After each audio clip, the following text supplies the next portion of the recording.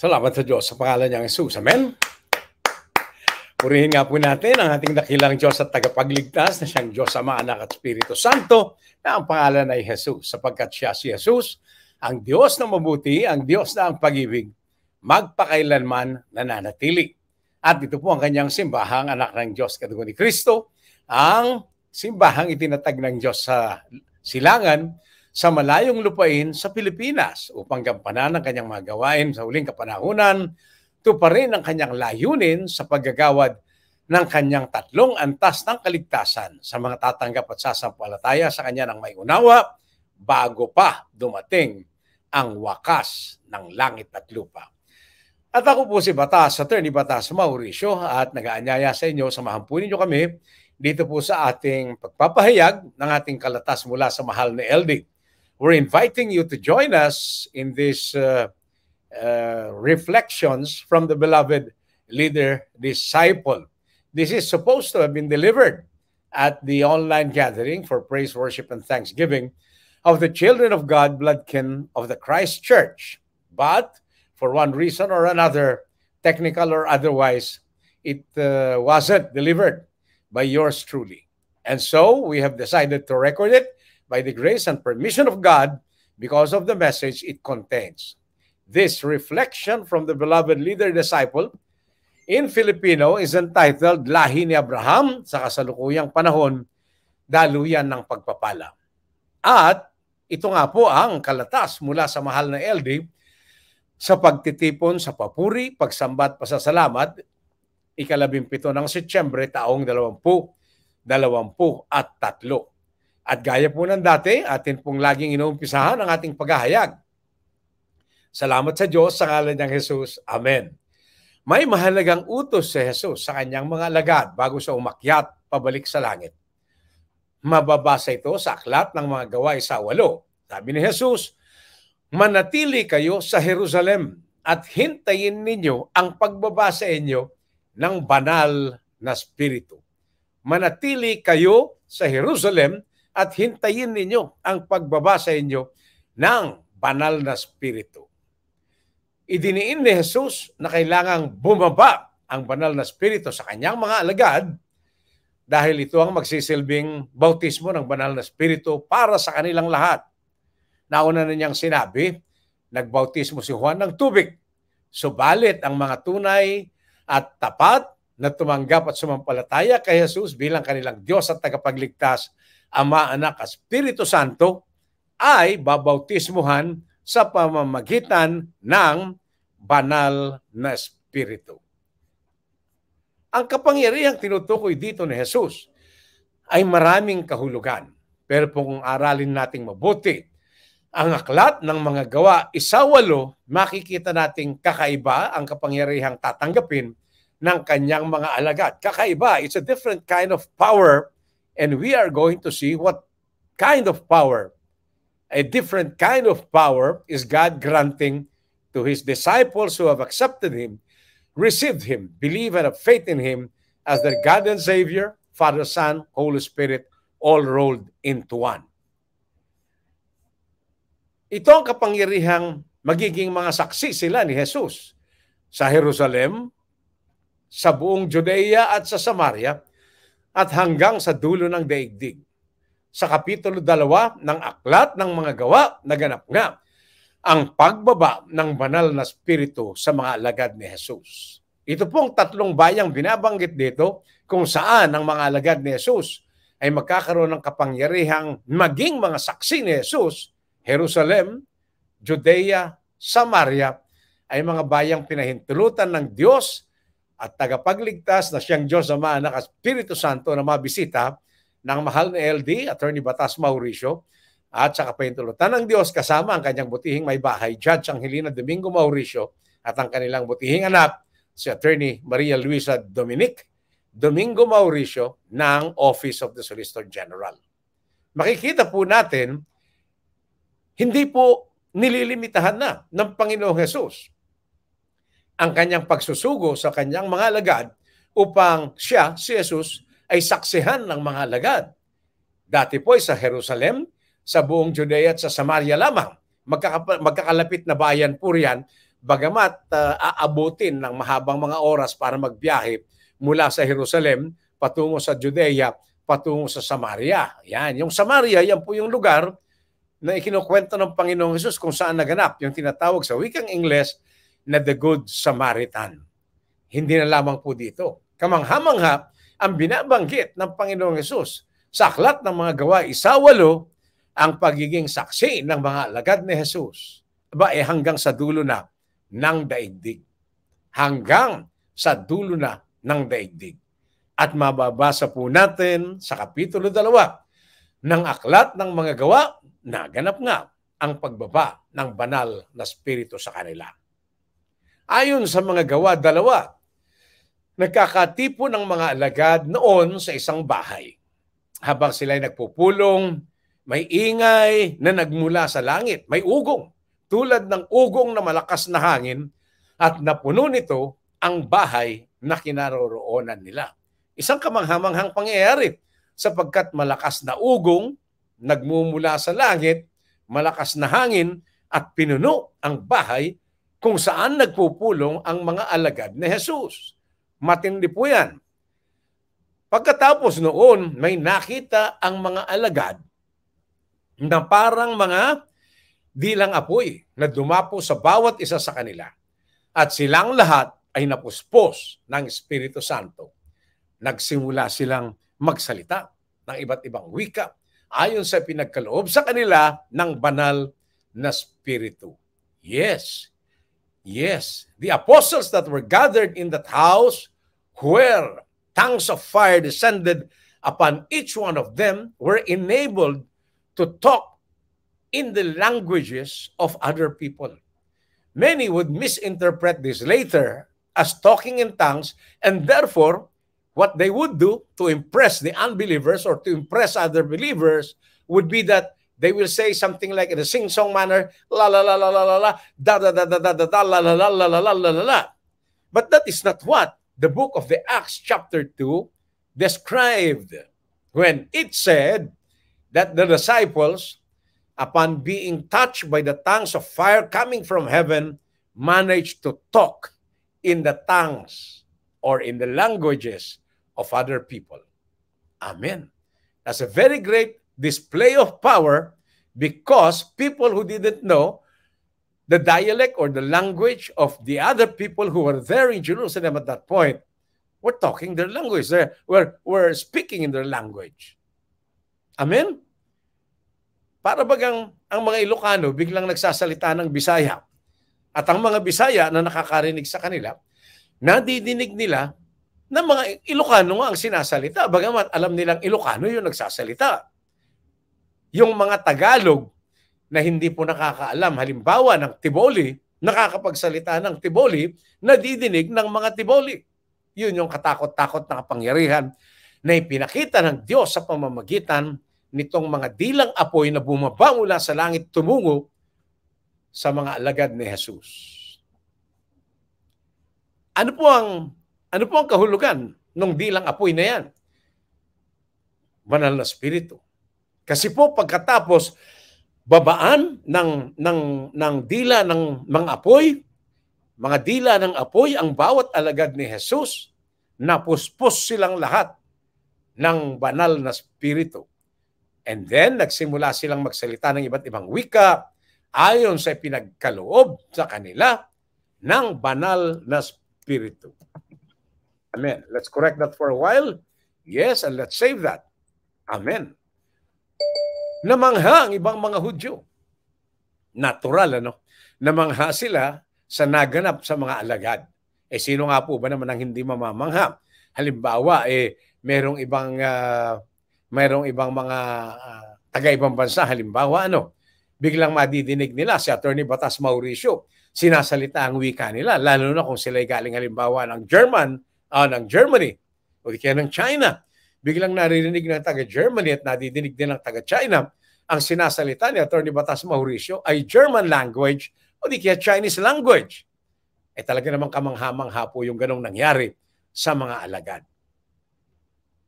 Ayon sa mga gawa 2:6, namangha ang ibang mga Hudyo at ibang mga tao na nakakakita sa naganap sa mga alagad. Ayon po sa mga Gawa 2:6, namangha sila sapagkat nagsasalita ang mga alagad sa wika ng mga nakikinig. Kanilang nasabi, bakit sila nakakapagsalita sa ating wika? Bakit sila nakakapagsalita sa ating wika? Yun po ang katanungan ng mga Hudyo na taga-ibang bayan at ng iba pang mga dayuhan na nandoon na nakasaksi sa naganap sa mga alagad. Ituloy po natin kung ano ang nangyari pagkatapos. Sa puntong yon, nagsalita si Pedro. At sa eksaktong minuto o segundo na tumayo si Pedro upang ipaliwanag kung ano ang naganap sa mga alagad, doon na po nagumpisa ang katuparan, kaganapan ng pagbaba ng banal na Espiritu sa mga alagad ni Jesus at ng kanilang pagtanggap ng kapangyarihan upang sila ay maging mga saksi ni Jesus. Mga saksi ni Jesus ang mga taong tumanggap at sumampalataya sa Kanya.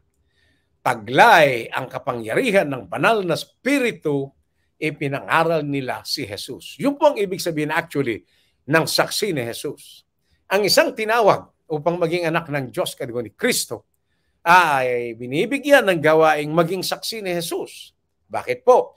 Sapagkat sila po ang inatasan upang maghayag ng katotohanan kung sino talaga si Jesus.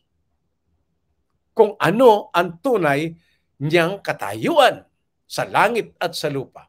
Ang mga anak ng Diyos, kadigo ni Kristo, ang binigyan ng sapat na unawa, pinagkalooban ng talino at dunong upang maihayag nila ang katotohanan ng Diyos na mayroon lamang nag-iisang Diyos, subalit may tatlong anyo at may pangalang Jesus.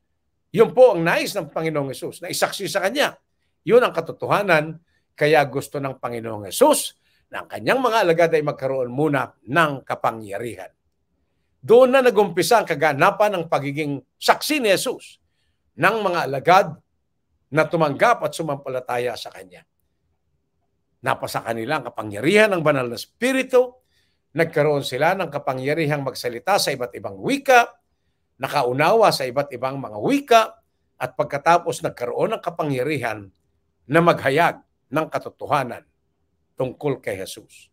Mula noon, ipinangaral nila si Jesus sa Jerusalem, sa Judea, sa Samaria, at sa buong sandaigdigan. Sa mga Gawa 2:38, inihayag ni Pedro bilang saksi ni Jesus ang unang aral ng kaligtasan ng Diyos. Sinabi niya, pagsisihan niyo talikdan ang inyong mga kasalanan at magpabautismo kayo sa pangalan ni Jesucristo. Pagmasdan niyo pong maigi ang sinasabi ng mga Gawa 2:38. Palitan po natin ang kulay at nang ma-highlight siya. Well, actually, nire-reserve ko lang po yung pagpapalit ng kulay pagka ang Panginoong Jesus ang nagsasalita. Kulay pula po yan sa Biblia. Pero dito, gagawin lang po natin para makita ng mga nanonood dito po sa Reflections from the Beloved Leader Disciple o dito sa Kalatas mula sa mahal na LD, kung saan nanggaling itong inihahayag natin. Sa aklat ng mga Gawa 2:38, inihayag ni Pedro bilang saksi ni Jesus ang unang aral ng kaligtasan mula sa Diyos. Ano sinabi ni Pedro? Ito po siya. Pagsisihan ninyo, talikuran ang inyong mga kasalanan at magpabautismo kayo sa pangalan ni Jesus. Pagsisihan ninyo, talikuran ang inyong mga kasalanan at magpabautismo kayo sa pangalan ni Jesus. Pero hindi po doon natatapos ang pagpapahayag nito. Bakit po? Idiniin ni Pedro na kailangan ng pagsisisi at pagtalikod sa mga kasalanan at ang pagpapabautismo sa pangalan ni Jesus upang ang mga tao ay patatawarin at magkakaroon ng kapangyarihang tumanggap ng kaloob ng Espiritu Santo, kasama na dito ang kanyang tatlong antas ng kaligtasan. Yun po ang katotohanan tungkol po dito sa ibinabanggit na aral ni Apostol Pedro sa Aklat ng mga Gawa 2:38. Pagsisihan ninyo talikuran ang inyong mga kasalanan at magpabautismo kayo sa pangalan ni Jesus. Sino si Jesus? Ang Diyos at tagapagligtas na siyang Diyos Ama, Anak at Espiritu Santo. May pangalan ng Ama, may pangalan ng Anak, at may pangalan ang Banal na Espiritu. Ano po ang pangalan ng Ama, ng Anak at ng Espiritu Santo? Jesus. At ito po ay sa paghahayag ng Diyos sa kanyang anyong anak, si Jesus, sa Juan 17. Subukan po ninyong basahin yon. Tuloy po natin. At sa mga Gawa 2:39, niliwanag din ni Pedro na ang pagliligtas ng Diyos o ang paggagawad niya ng kanyang tatlong antas ng kaligtasan ay hindi na lamang para sa mga Hudyo at mga Israelita, kundi para na din sa lahat ng tao sa mundo. Tignan po ninyo yun, mabigat po yan. Ang pagliligtas ng Diyos ay hindi na lamang para sa mga Hudyo at mga Israelita, kundi para na din sa lahat ng mga tao sa mundo. Yun po ang katotohanan. Hindi na nililimitahan ang pagliligtas ng Diyos sa kanyang sariling bayan, sa kanyang mga kababayan, kundi pinapahintulutan na niya ang iba pang mga tao mula sa ibang mga bayan, yung mga tinatawag na hentil sa Judea, sa Samaria, at sa dulo ng daigdig na makatanggap ng kanyang tatlong antas ng kaligtasan ng kanyang pagpapala para sa lahat ng mga bansa. Ganito po ang sinabi ni Pedro sa Aklat ng mga Gawa 2:39. Basahin po nating maigi, i-highlight po natin at makita natin kagad. Ano po nakalagay?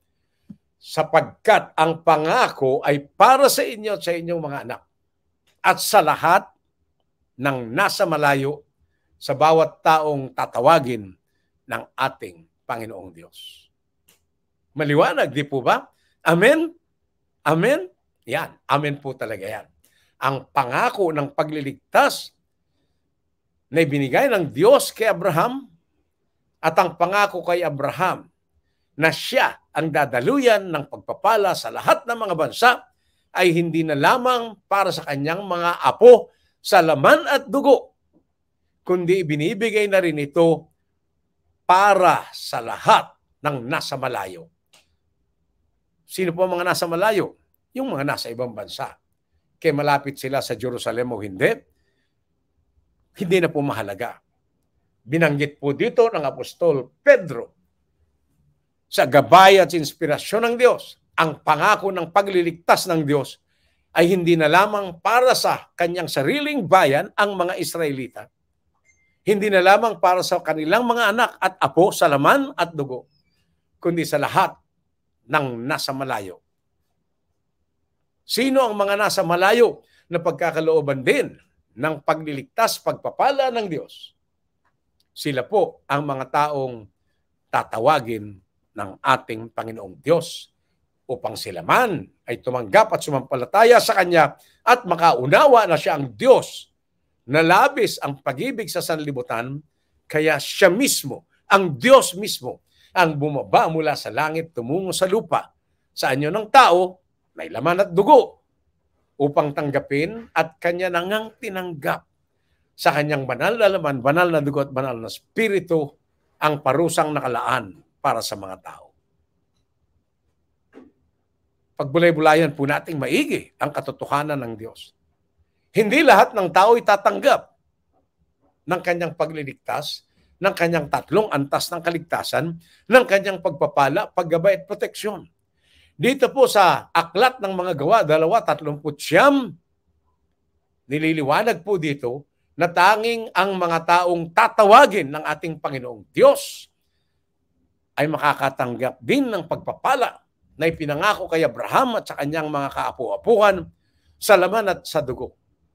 So ang suma total po nito, kahit hindi na sila kaapu-apuhan sa laman at dugo, kahit sila ay mga taong nagmula sa malalayong bansa, mga hentil o hindi naniniwala nung una sa Diyos, ay maari nang magkaroon o o makatanggap ng pagpapala ng Diyos basta't siya'y tinawag ng ating Panginoong Diyos. Paano natin malalaman na ang isang tao sa malayo ay tinawag ng Diyos? Liliwanagin po natin yan habang tumatakbo ang kalatas na ito ngayon, pero paunang pagpapahayag. Tanging yung mga tumatanggap at sumasampalataya lamang ng may unawa na ang Diyos mismo ang bumaba mula sa langit sa anyo ng tao na may laman at dugo dahil sa kanyang labis na pag-ibig sa sanlibutan upang siya na nga ang tatanggap at kanya na nga tinanggap ang parusang nakalaan para sa kanilang mga kasalanan. Amen? Tuloy po natin. Mahalaga itong paghahayag na ito ni Pedro sa mga gawa 2:39 dahil, gaya po ng sinasabi natin, ipinakikilala sa mga gawa 2:39 na hindi na nga lamang ang mga tao na itinuturing na sambayanan ng Diyos, ang mga Israelita, ang bibigyan ng kaligtasan ng Diyos. Matindi po yun. Magkakaroon na din ng kaligtasan ang lahat ng mga tao na nasa malayo. Ang ibig sabihin nito, ang pagpapalang ipinangako ng Diyos kay Abraham ay matutupad na hindi lamang sa Israel, kundi sa lahat ng mga bansa sa mundo. Amen? May pag-asa ang buong sanlibutan dahil ang pag-asa ay hindi na lamang para sa mga Israelita, kundi pati na sa mga taong nasa malayo, nasa silangan, nasa kanluran, nasa hilaga at katimugan. Natatawagin ng Diyos. Bibigyan ng Diyos ng pananampalatayang siya lamang ang tunay at totoong nag-iisang Diyos at tagapagligtas na siyang Diyos Ama, Anak at Espiritu Santo. Yun po ang pangunahing kondisyon upang ang mga nasa malayo ay tatanggap din ng pagpapalang ipinangako ng Diyos kay Abraham at sa kanyang mga kaapu-apuhan na tinatawag na lahi ng Israelita. Kung pag-aaralan po natin mabuti, makikita natin ang kalooban ng Diyos sa pagliligtas ng mga tao. Bagamat puspos ng kasalanan, katiwalian at kasamaan ng kanilang mga puso at isipan sa lahat ng pagkakataon. Hindi po sa akin yan. Mga minamahal na mga kadugo, hindi po sa simbahang anak ng Diyos kadugo ni Kristo. Ang ibig sabihin, yung pong mga tao, puspos ng kasalanan, katiwalian at kasamaan, at ang kanilang mga puso at isipan ay puro kasalanan na lamang ang iniisip sa lahat ng pagkakataon. Hindi po sa akin yan. Sa Panginoong Diyos po nagmula yan sa Genesis 6:5 hanggang 7. Sa totoo lang, inuulit-ulit po natin dito na nagsisi ang Diyos sa pagkakalalang niya ng tao at kanyang ipinangako na sila'y kanyang lilipulin kasama na ang lahat ng mga may buhay sa ibabaw ng lupa dahil sila'y tumalikod sa kanya at nagpakasama, nagpakatiwali at naglublob sa kasalanan ng walang pakundangan. Ang kaloobang ito ng Diyos ay itinala noon pang unang lumabag ang mga tao sa kanyang utos sa halamanan ng Eden. Bagamat sinumpa ng Diyos ang unang lalaki at babae at ang ahas, nagtakda naman siya kaagad-agad ng remedyo. Saan po ito ginanap? Sa Genesis 3:15. Sa Genesis 3:15. Opo, mababasa po yan sa Genesis 3:15. Inihayag dito ng Diyos na lumikha ng langit at lupa na siya mismo ang bababa mula sa langit tutungo sa lupa sa anyo ng una, binhi ng birhen. At anong layunin? Upang durugin ang kasalanan at mapalaya ang mga tao sa parusang nakalaan para sa kanila dahil sa kanilang pagkakasala. Ang parusa pong tinutukoy dito ay tunay na napakabigat at hindi lamang po nag-iisa tulad ng iniaaral ng maraming iba pa. Ang parusa po dito ay tinatawag ng simbahang anak ng Diyos kadugo ni Kristo na 3 antas ng parusa o di kaya 3 antas ng kamatayan. Anong ibig sabihin ng 3 antas ng parusa o 3 antas ng kamatayan? Ayon sa aral ng simbahang anak ng Diyos kadugo ni Kristo, may meron pong unang antas ng parusa o kamatayan. May kalawang antas ng parusa o ikalawang antas ng kamatayan At may ikatlong antas ng kamatayan. Ano po yung unang antas ng kamatayan? Abay, kamatayan habang nabubuhay pa ang tao sa daigdig na ito. Tingnan nyo, buhay pa, pero patay na. Anong ibig sabihin nun? Di ba, pagka inisip kasi ng mga tao, pag sinabi mong namatay na, di mamamatay na ang katawan lupa, alis na rito, mawawala na siya. Hindi po ganon. Ang ibig sabihin ng Biblia, and I'm telling you, ng Biblia, sa unang antas ng kamatayan, mabubuhay pa rin ang tao. Magpupatuloy siya sa kanyang hininga. Hindi pa rin siya alisin sa daigdig na ito. Pero patay siya sa buhay na ganap at masagana na ipinangako ng Diyos sa mga tapat sa Kanya. Anong ibig sabihin nun? Ang mga tao na bibigyan ng unang antas ng parusa, makakaranas ng kahirapan, makakaranas ng kaguluhan, makakaranas ng kabiguan sa lahat ng bagay. Yun po ang katotohanan. Ito po yung mga taong nakakaraos lang kung magsalita. Sabi nila, nakakaraos naman po kami at okay na po sa amin yan. Kawawa naman po ang ganitong mga tao. Bakit? Either hindi talaga sila binigyan ng unawa ng Diyos o di kayo binabaliwala nila ang pangako ng Diyos. Bakit po? Ang pangako ng Diyos sa umpisa pa lamang, pagpapala, paggabay at proteksyon. Pagpapala, paggabay at proteksyon. Kapangyarihan, pag-ibig at pagpapagaling sa lahat ng larangan ng buhay. In short, 3 antas ng kaligtasan. Pero dahil sila'y tumalikod sa Diyos, hindi na nakikinig at hindi sumusunod sa kanyang mga utos, magkakaroon sila ng buhay dito habang sila'y nabubuhay pa, habang may hininga pa, mahirap, magulo, at laging bigo sa kanilang mga layunin sa buhay. Di para na nga naman silang patay. Patay sila sa buhay na ganap at masagana na ipinangako ng Diyos sa mga magiging tapat na nakikinig at sumusunod sa kanyang mga utos. Amen? Ano naman yung ikalawang antas ng parusa o ikalawang antas ng kamatayan? Inuulit po natin. Yan po yung parusa tungkol sa pagkakasunog ng isang tao na tumalikod sa Diyos, ayaw siyang tanggapin at kilalanin, ayaw makinig at sumunod sa kanyang mga utos. At ito po yung magaganap sa araw ng matinding kapighatian. Dagdagan po ninyo yung matinding kapighatian, lagyan nyo ng araw ng matinding kapighatian. Ano po ibig sabihin yan? Susunugin po langit, ang araw, ang buwan, ang mga bituin ng mga planeta at ang daigdig na ito. Kasama po ang mga taong binibigyan ng ikalawang antas ng parusa o ikalawang antas ng kamatayan. Pangatlong antas ng kamatayan o ng parusa, di yung pong parusa na sila'y kakainin ng milyon-milyong uod at habang sinusunog sa apoy ng impyerno sa buhay na walang hanggan. Yun po ang kanilang daranasin. Yun po ang kanilang makakamtan dahil hindi sila tumanggap at sumampalataya ng may unawa, hindi sila nakinig at sumunod ng buong katapatan, hindi sila nagkaroon ng pagbabago sa kanilang isip, salita, gawa at itsura. Kaya sila ay isinumpa ng Diyos. Amen? Ituloy po natin ang ating pagsasahimpapuwid. Sa labis na pag-ibig ng Diyos sa kanyang mga nilikha,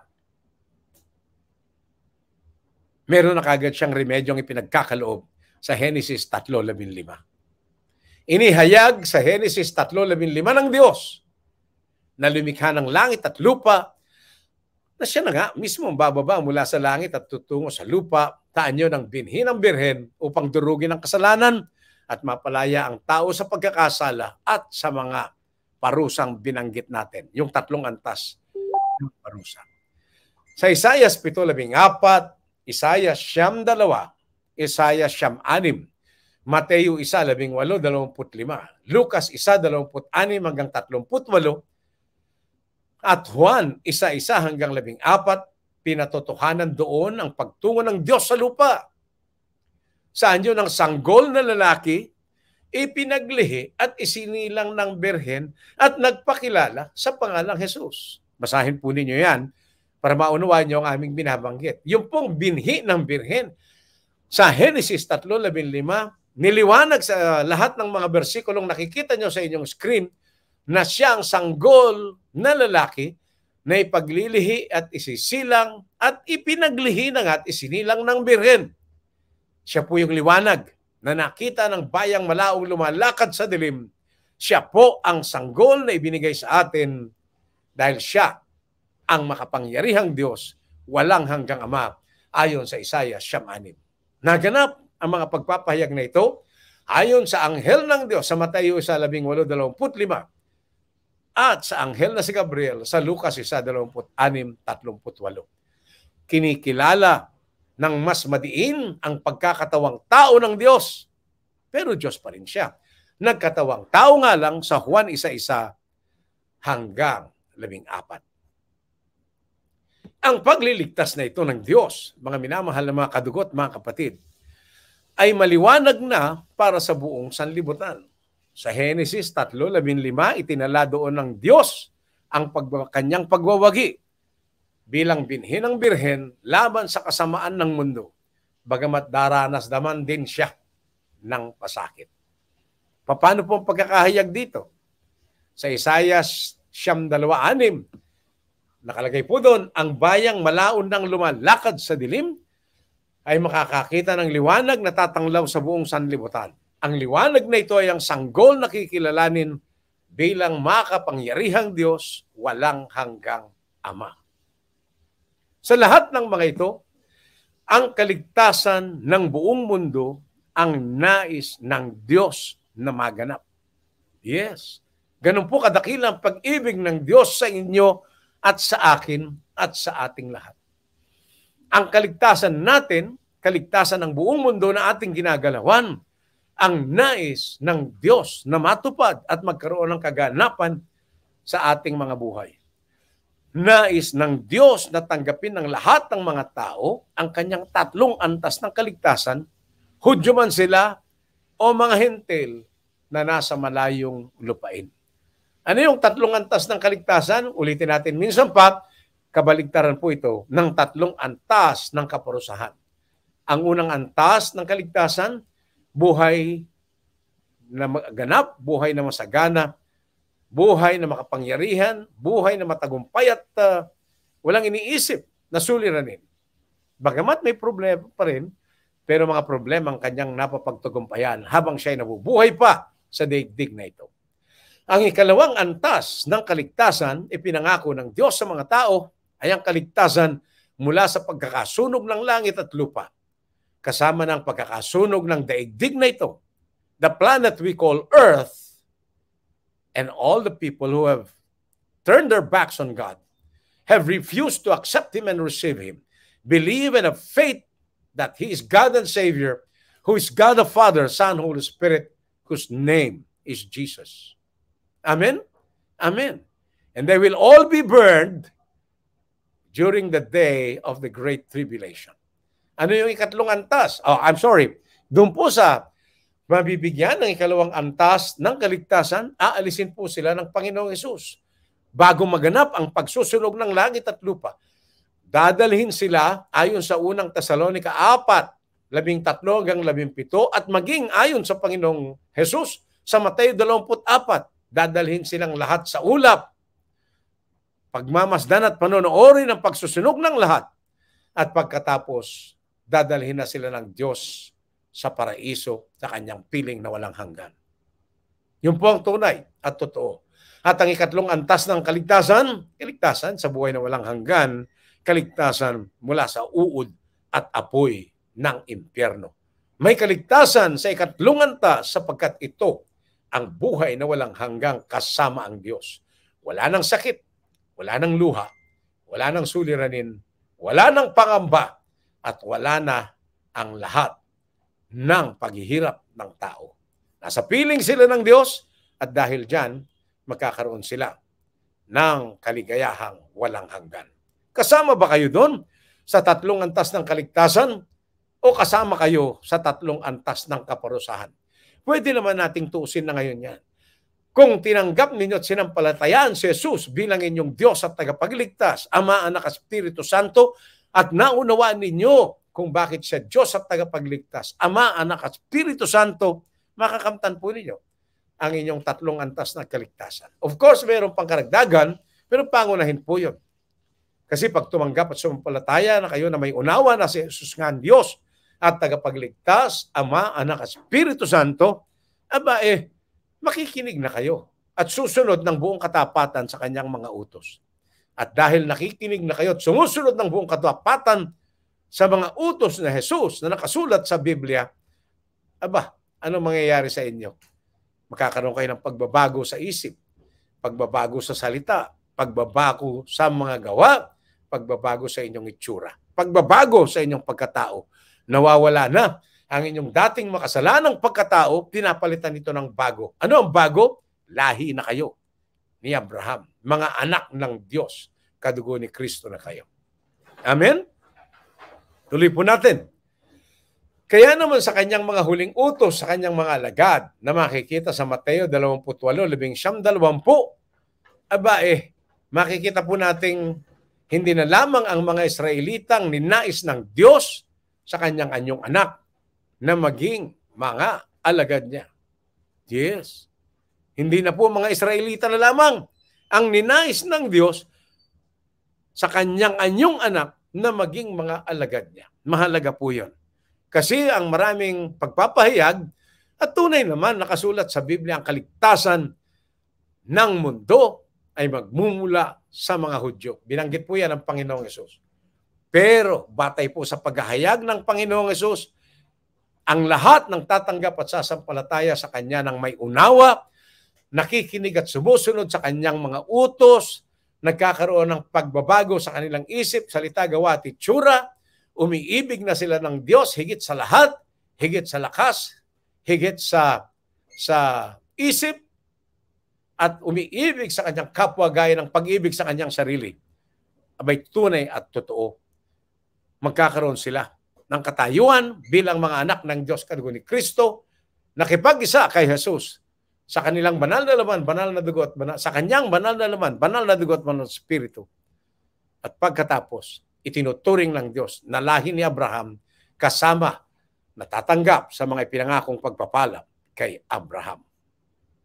Ang utos ni Jesus sa kanyang mga disipulo ng mga panahong yun ay humayo sila at gawing alagad niya ang lahat ng mga bansa, bautismohan ang lahat ng mga tao sa kanyang pangalang Jesus at turuan silang sumunod sa mga itinuro niya.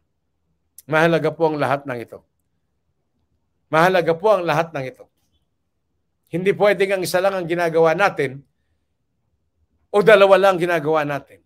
Sa utos po ng Panginoong Hesus sa Mateo 28, 19 hanggang 20, kailangang gawin ang lahat ng ito ng mga nagnanais na maging tunay at totoong mga anak niya, mga kadugo niya, mga taong pinagkalooban niya ng karapatan upang maging kaisa ng kanyang banal na laman, banal na dugo at banal na spirito. Kailangan nating humayo at gawing alagad ng Panginoong Hesus ang lahat ng mga bansa. Kailangan nating magbautismo sa lahat ng mga tao sa kapangalan ni Jesus. At kailangan nating turuan ang mga tao na sumunod sa mga itinuro niya. Yun po ang katotohanan. Ano ang isa sa mga pangunahing turo ni Jesus? Juan 6:28-29. Ano po ang sabi niya ron? Sumampalataya kayo sa Diyos na bumaba mula sa langit tumungo sa lupa. Yun po ang tunay na salin ayon sa ang tanging daan Biblia ng simbahang anak ng Diyos kadugo ni Kristo sa Juan 6:28-29. Yun po ang katotohanan. Sa totoo lang, mga kadugot, mga kapatid, mga magulang at mga taga-subaybay, pagpapatuloy ito ng pangako ng Diyos na pagliligtas sa Genesis 3:15 sa pamamagitan ng pagdudurog sa kasamaan. At pagpapatuloy din ito ng pangako ng Diyos kay Abraham sa Genesis 12:3 ukol sa pagpapala sa buong mundo. Amen. Ganon din, maliwanag na ang paggagawad ng banal na spirito sa mga alagad ni Jesus sa aklat ng mga gawa ay bahagi din ng pangakong pagliligtas ng Diyos sa mga tao. Dahil siya ay babalik na sa langit, ang mga alagad na lamang ang mga ngaral kung paano ang mga tao ay magiging bahagi ng pangakong pagliligtas ng Diyos sa pamamagitan ni Abraham. Kaya naman ang kapangyarihang tinanggap ng mga alagad noong bumaba sa kanilang banal na spirito ay kakaiba. Pansinin po ninyo, kakaiba. Sa halip na kapangyarihang magpayaman o maging makapangyarihan, sumakop ng ibang mga bansa sa pamamagitan ng armas o puwersang militar, ang kapangyarihang ipinagkaloob ni Jesus sa kanyang mga alagad sa Aklat ng Mga Gawa, 1:8 na natupad sa Aklat ng Mga Gawa 2, ang kapangyarihang maging saksi ni Jesus ang kanilang tinanggap. Ang kapangyarihang maging saksi ni Jesus ang kanilang tinanggap. Anong ibig sabihin ng kapangyarihang maging mga saksi ni Jesus ang mga alagad? Magandang tanong po yan at mahalagang mabigyan ng katugunan. Ang ibig sabihin po nito, mga mahal na kadugo at mga kapatid, mga magulang at mga taga-subaybay, kapangyarihang ipaliwanag na si Jesus nga ang Diyos at tagapagligtas, na siyang Diyos, Ama, Anak at Espiritu Santo. Mahalaga po ang kapangyarihang ito, lalo ngayon sa huling kapanahunan, malapit nang matapos ang langit at lupa. Malapit nang masunog at mawasak ang lahat. Bakit po mahalaga? Bakit po mahalaga? Pagmasdan po natin. Sabi natin kanina, nais ng Diyos na ang lahat ng mga tao ay magkaroon ng 3 antas ng kaligtasan sa huling kapanahunan. Pare-pareho po't pantay-pantay. Ang 3 antas ng kaligtasan na yan. Subalit pag-isipan natin, yung pong ikalawang antas, pagsusunog, aabot ng 1,000 taon. Ayon po sa pahayag, 6, dahil sa hirap na kanilang daranasin sa panahong yun, hahanapin nila ang kamatayan, subalit sila ay tatakbuhang palayo ng kamatayan. Nanaisin nila mabuhay, ngunit hindi sila. Yun ang binabanggit. Yun ang sinasabi ng Panginoong Hesus. Dali po lamang. Yun ang sinasabi ng Panginoong Hesus sa aklat ng pahayag 9. Yun po ang katotohanan. Yun po ang katotohanan. Kaya gusto ng Panginoong Hesus na maiabot ang kanyang pagliligtas, ang kanyang 3 antas ng kaligtasan sa mga tao. At ang kaparaanan, ang pag-akay at paggabay sa mga tao sa buong sanlibutan, saan mang dako,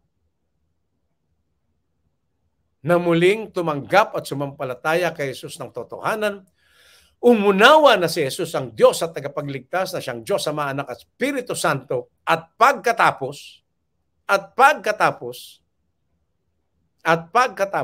kailangan po nating makinig at sumunod ng buong katapatan sa kanyang mga utos. Ninais po ng Panginoong Diyos ito na ang mga kapu-apuhan sa laman at dugo ni Abraham ang magpapahayag.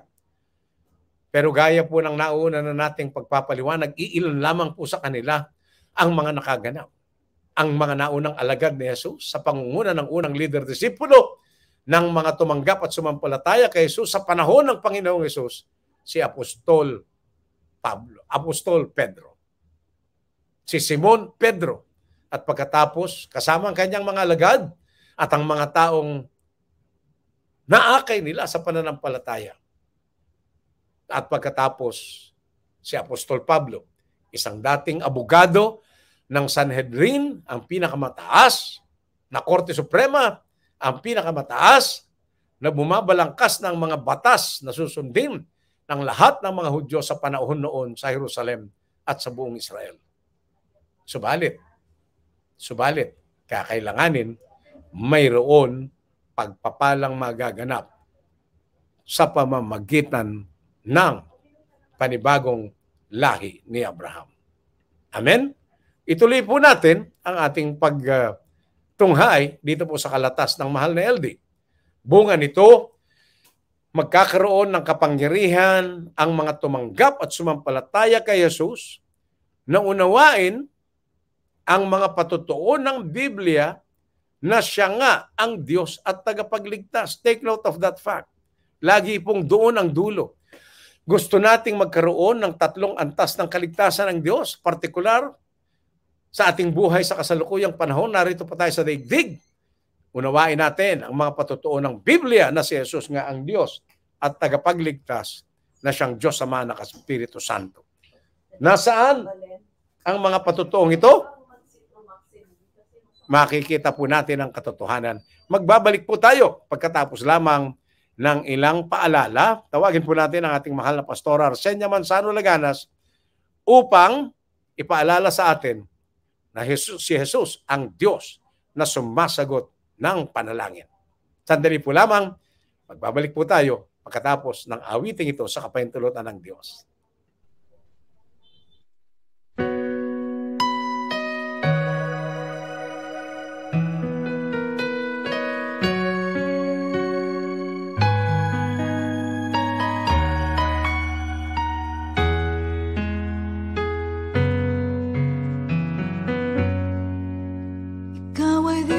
Na sumasagot, tumidinig ng panalangin, bawat daing, bawat higpit ay iyong nababatid. Kami sa'yo ay lumalapit, kami sa'yo ay dumadaing. Dinggin itong pagsamo, tanggapin ang paglapit.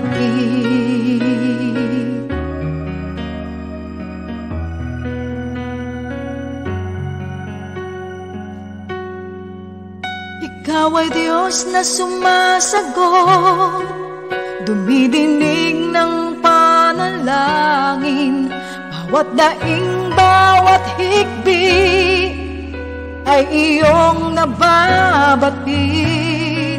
Kami sa'yo ay lumalapit, kami sa'yo ay dumadaing. Dinggin itong pagsamo, tanggapin ang paglapit. Ikaw ay Diyos na mabuti at tapat. Ang mga pangako mo, O Diyos, sa amin ay sapat. At kung kami ay naninimdim at ang paligid ay kay dilim, kami ay dadalangin, kami ay dadaing sa Diyos na sumasagot ng panalangin.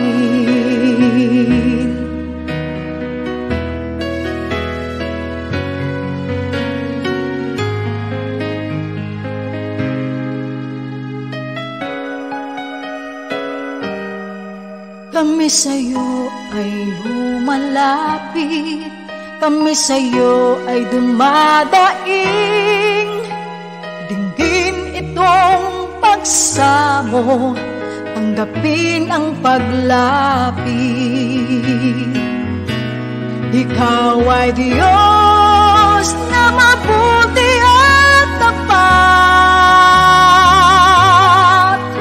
Ang mga pangako mo, O Diyos, sa amin ay sapat. At kung kami ay naninimdim at ang paligid ay kay dilim, kami ay dadalangin, kami ay dadaing sa Diyos na sumasagot ng panalangin. Ikaw ay Diyos na mabuti at tapat. Ang mga pangako mo, O Diyos, sa amin ay sapat. At kung kami ay naninimdim at ang paligid ay kay dilim, kami ay dadalangin, panalangin, kami ay dadaing sa Diyos na sumasagot ng panalangin.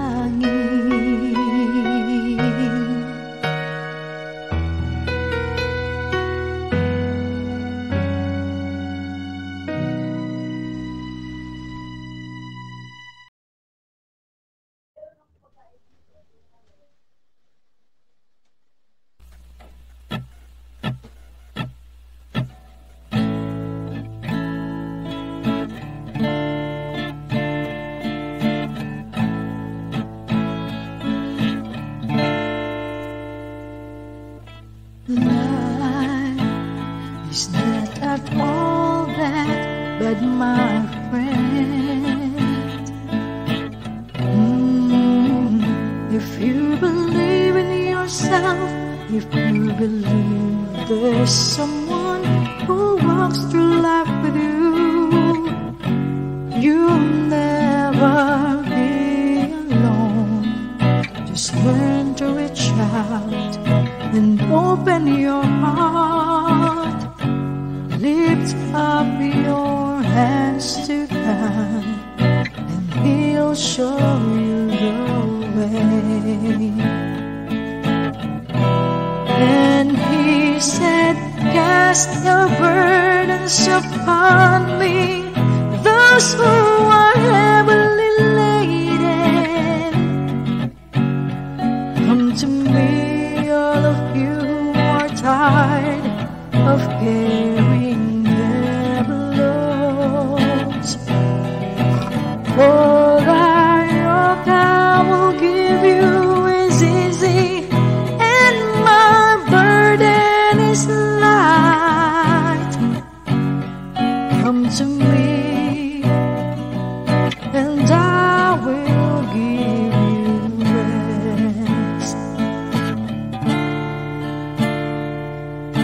When you feel the world is tumbling down on you, and you have no one that you can hold on to, just face the rising sun, and you'll see hope, and there's no need to run. Lift up your hands to God, and He'll make you feel alright. And He said, cast your burdens upon me, those who are heavily laden. Come to me, all of you who are tired of carrying heavy loads. For thy yoke I will give you is easy, and my burden is light. Come to me, and I will give you rest. And He said, cast your burdens upon me, those who are heavily laden. Come to me, all of you who are tired of carrying heavy loads. For thy yoke I will give you is easy, and my burden is light. Come to me, and I will give you rest.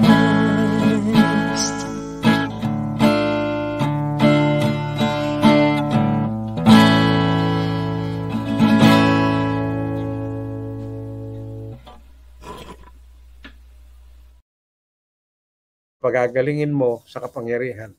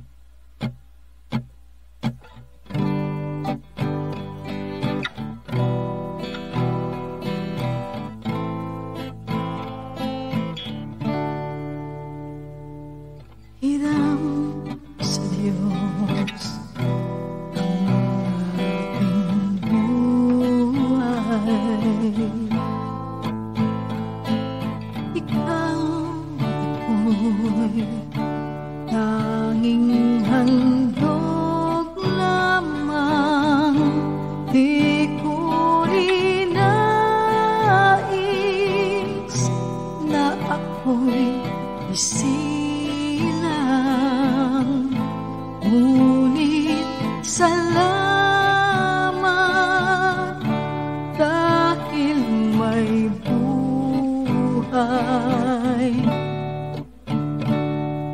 Ligaw ako na ako'y isilang pagkatao ay mayroong dangal. Sinong may pag-ibig, sinong nagmamahal, kung di ang taong Diyos ang pinagmulan, kundi ako umibig, kundi kung man bigyang halaga ang buhay na handog, ang buhay kong hiram sa Diyos, kundi ako nagmamahal. Sino ako?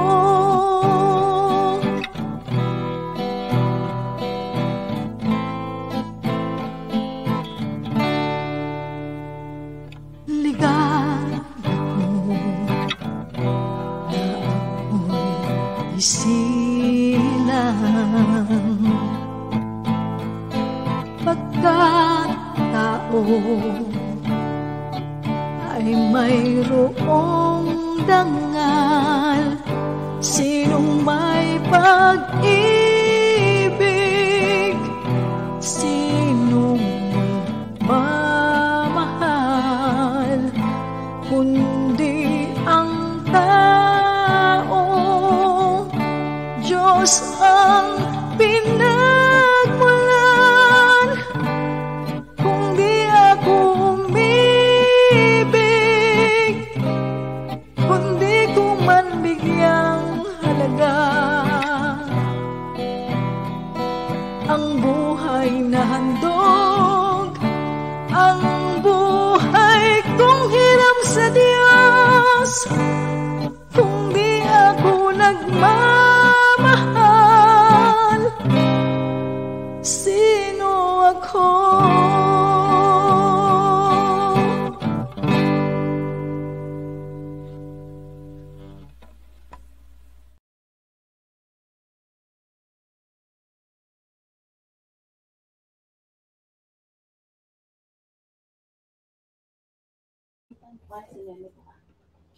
Okay, all right. Salamat sa Diyos sa pangalan niyang Jesus. Amen. Pasensya na po kayo at tayo po ay nagmumultitasking ngayong araw na ito. Sa pangalan ni Jesus. Amen. Amen. Amen. Amen. Tuloy lang po natin at konti na lang po ito. Bunga nito magkakaroon ng kapangyarihan ang mga tumatanggap at sumasampalataya kay Jesus na unawain ang mga patutuo ng Biblia na siya nga ang Diyos at tagapagligtas. Importante po yun. Dahil yung pagkakaroon ng unawa ng mga tao ng mga patutuo mula sa Biblia na si Jesus nga ang Diyos at tagapagligtas sa mga ng Espiritu Santo ang magbibigay sa kanila ng 3 antas ng kaligtasan na si Jesus nga ang may bigay. Yun po importante. Magkaganon man, may 2 antas ng kapangyarihang ito. Ang kapangyarihang ito. Ito ay ang pagkakaroon ng pagbabago sa isip, salita, gawa at itsura ng mga tumanggap at sumampalataya kay Jesus ayon sa kanyang salita at mga utos. Bunga ng kanilang pagtanggap at pananampalataya kay Jesus, natututo silang makinig at sumunod ng buong katapatan at hindi pagpapanggap at pagkukunwari lamang sa kanyang salita at mga utos. Ang problema, marami sa mga nagsasabing sila ay tumanggap at sumampalataya kay Jesus ang naligwak at naligaw ng landas. Hindi sila nakikinig at hindi sila sumusunod sa mga utos ni Jesus na nakasulat sa Biblia. Dahil nagmula sila sa pananampalatayang walang paghihigpit sa pagtupad sa salita at sa mga utos ni Jesus, nagiging madali sa kanila ang baliwalain ang pagkakabihis sa kanila ng Diyos bilang mga bagong nilalang ayon sa 2 Korinto 5:17. Kamatayan ang tiyak na daranasin ng mga mananampalatayang ito. At gaya po ng nabanggit natin kanina pa, hindi lang isang kamatayan ang kanilang matatanggap, kundi 3 antas ng kamatayan ayon na rin sa mga nakasulat sa Biblia. Magiging mahirap ang buhay ng mga taong ito, gaya ng sinasabi natin. Lagi silang naguguluhan, gaya pa rin ng sinasabi natin kanina.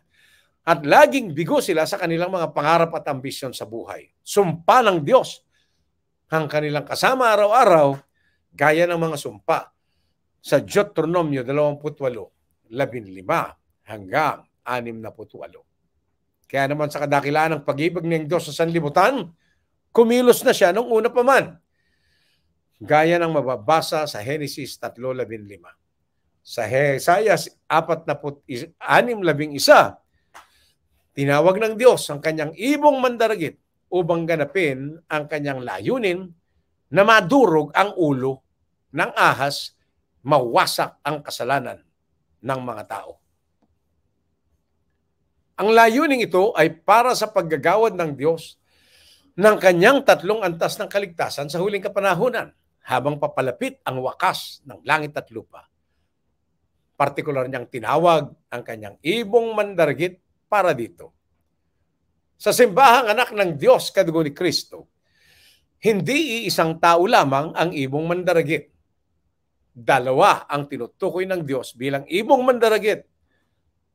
Ang kanyang leader, gaya ng sinasabi sa New Living Translation ng Isaiah 46:11, at siyempre ang kanyang sambayanan. So 2 po yan. Hindi nag-iisa ang binabanggit ng Biblia na ibong mandaragit. Ang leader at ang sambayanan ng Diyos. Maliwanag ang naisipagawa ng Diyos sa kanyang ibong mandaragit para sa huling kapanahunan. Sila ang kanyang tinawag at gagamitin upang ihayag, ayon sa Mateo 24:13-14, ang mabuting balita ng kanyang pagliligtas. Noong unang panahon, ang gawain ito ng paghahayag ng mabuting balita o pagiging saksi ni Jesus ay sa mga alagad na Israelita lamang ibinigay ng Diyos. Maliwanag po ito sa Mateo 10, na pagtatalaga at pagsusugo ni Jesus ng kanyang mga alagad. Pero binago ng Diyos ito. Binago ng Diyos sa kanyang anyong anak, si Jesus, ang alituntuning ito, ang kautosang ito. At nakita po natin ang pagbabago tungkol sa mga maghahayag sa Mateo 28:20. Sa pamamagitan ng mga inihayag niya sa Mateo 28:19-20, ninais niyang ang kanyang pagliligtas ay papahayag na ng mga tao na magiging mga alagad niya sa lahat ng mga bansa. Sa panahon ngayon, maliwanag kung paano tatanggap ng pagliligtas ng Diyos ang mga tao. Maliwanag kung paano sila tatanggap ng pagpapala ng Diyos. At walang duda kung paano dadating ang 3 antas ng kaligtasan. Sa pamamagitan ng pagtanggap at pananampalataya na may unawa na si Jesus nga ang Diyos at tagapagligtas, na siyang Diyos sa mga anak at Espiritu Santo. Yun ang kaparaanan. Ang pagkakaroon ng unawa sa bagay na ito ay magsisimula sa mga tao, sa pagtuturo sa mga tao. Sino ang itinakda ng Diyos na magtuturo na si Jesus ang Diyos at tagapagligtas, na siyang Diyos sa mga anak at Espiritu Santo? Na unang itinakda dito ang lahi ni Abraham dahil sa pananampalataya nila noon sa Diyos. Kaya lang, hindi na ito nagagampanan ng karamihan sa mga lahi ni Abraham dahil sila ay tumalikod sa pagkilala na ang Diyos mismo ang bumaba mula sa langit at tumungo sa lupa. Kaya lang po, hindi doon natatapos ang lahat. Sa talino at unawa ng Diyos bilang Diyos, nagtakda na siya ng bagong lahi ni Abraham. Hindi na lamang ang mga apo sa laman at dugo tutuusin kung sino ang lahi ni Abraham. Ang pagtutuos ay dadaanin na sa pananampalataya ng mga tao, sila man ay Israelita o nasa malayo. sa malayong lupain, sa silangan, sa kanluran, sa katimugan, o di kaya sa hilaga. Sa ngayon, ang pagiging lahi ni Abraham ay nakabatay na sa pagtanggap at pananampalataya kay Jesus ng may unawa. Ang sino mang tumanggap at sumampalataya kay Jesus ng may unawa ay kabilang na sa lahi ni Abraham. Sa panahon ngayon, isang grupo na lamang ng mga mananampalataya ang naghahayag ng may unawa na si Jesus ang Diyos at tagapagligtas, na siyang Diyos Ama, Anak at Espiritu Santo. Ito po ngayon ang mga anak ng Diyos, kadugo ni Kristo. Kaya po natin sinasabi na ang mga anak ng Diyos, kadugo ni Kristo na ang mga makabagong lahi ni Abraham, na dadaluyan ng pagpapala ng Diyos sa lahat ng mga bansa. Maliwanag kung ganoon. Wala nang duda na ang mga anak ng Diyos, kadugo ni Kristo, ang makabagong lahi ni Abraham, na gaya ng sinasabi natin, dadaluyan ng mga pagpapala sa lahat ng mga bansa na ipinangako ng Diyos sa Genesis 12:1-3. Ayon sa Panginoong Diyos, sa pamamagitan ni Apostol Pablo sa Galatia 3:29, ang mga nakipag-isa kay Jesus ay siya na ngayong lahi ni Abraham. Itinuturing silang mga anak ni Abraham at bahagi ng mga pangako ng pagpapala mula sa Diyos. Sino sa kasalukuyang panahon ang mga tumatanggap at sumasampalataya kay Jesus at nakikiisa sa Kanya sa pamamagitan ng unawa na siya, si Jesus, ang tunay na Diyos at tagapagligtas sa Anak at Espiritu Santo? Marami Kristiyano magsasabing kasama pa rin sila. Pero pagpaumanhin po ng karamihan sa mga Kristiyanong ito na lalo nang napapalayo dahil ang kanilang binabanggit, magkahiwalay na ang Diyos Ama at ang Diyos Anak, pati na ang Diyos Espiritu Santo. Hindi po sila ituturing na kaisa ni Kristo.